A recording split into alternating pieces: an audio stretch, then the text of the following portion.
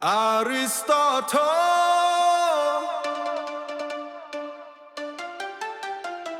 នៅចន្លោះពន្លឺនឹងងងឹតមានផ្លូវមួយដែលយើងត្រូវដើរ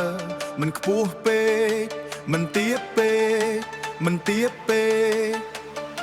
គឺជាកន្លងនៃចិត្តល្អឥតខ្ចោះរស់នៅដោយកន្ធរះសូមមង្គលក្នុងចិត្ត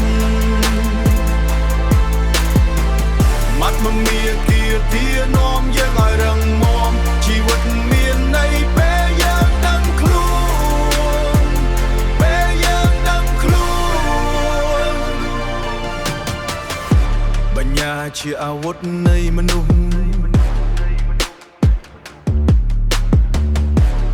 ដឹកនាំចិត្តឲ្យឆ្ពោះទៅមុខការអប់រំបង្កើតសុចរិតជាគន្លឹះនៃជីវិតសុខមង្គលរស់នៅដោយកន្ធរះសូមមង្គលក្នុងចិត្ត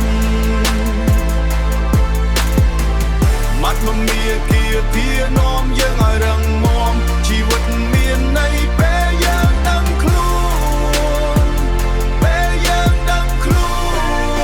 នកុំឲ្យអារម្មណ៍គ្រប់គ្រងចិត្តតែប្រើហេតុផល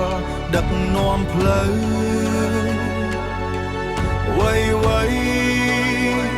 មានគោលបំណងយើងកើតមកដើម្បីសម្រេចវា